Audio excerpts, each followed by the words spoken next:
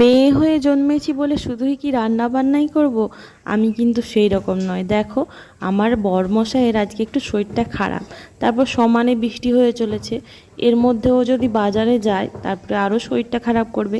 তাই ভাবলাম আমি একটু টুকটাক কিছু কিনে আনি, আজকে রান্না করব। তো সেই মতো বেরিয়ে পড়লাম, আর মাম্মাম ভিডিওটা করে দিচ্ছিল। তারপরে ফিরে আসার সময় আবার বাবুসোনা ভিডিও করছিল। কি নিয়ে এসেছি বলো তো? চিকেন নিয়ে এসেছি, আবার ডিম নিয়ে এসেছি, আর কিছু ওদের বিস্কুট, চানাচুর, খাবার দাবার, চিপস, চকলেট এইসব কিছু আনতে গিয়েছিলাম। আর আমি সেই সবজি বাজারে যেতে পারলাম না, কারণ এখন 12টা বেজে গেছে। তাই জন্য সামনে থেকেই কিছু বাজার করে নিয়ে চলে এলাম। আর রান্না বলতে আমি আলু সেদ্ধ ভাত করে রেখে দিয়ে গিয়েছিলাম, এবার চিকেনটা এখন বানিয়ে নেব। আর কিছু কি দরকার বলো তো বন্ধুরা, তোমরা একটু কমেন্টে জানিও। আর এইদিকে দেখো, বাবুসোনা ক্যামেরা করছে বলে দাদাকে একটু দেখাচ্ছে। দাদা তো লজ্জায় ঘরের মধ্যে চলে যাচ্ছে। আর এই যে আমার সামনে নিয়ে চলে এসেছে।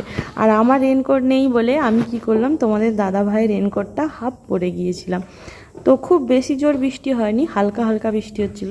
যেহেতু সাইকেল নিয়ে যাব, তাই ছাতাটা না নিয়ে রেনকোটটাতে আমার সুবিধে মনে হলো। তারপরে এই যে ওদের জন্য যেগুলো এনেছিলাম, ওদের টুকটুক করে দিয়ে দিচ্ছিলাম। ওদের খুব আনন্দ হয়েছে। আর আমার বাবুসোনার তো খুব ভালো লেগেছে যে মা বাজার করতে গিয়েছে রেনকোট পরে।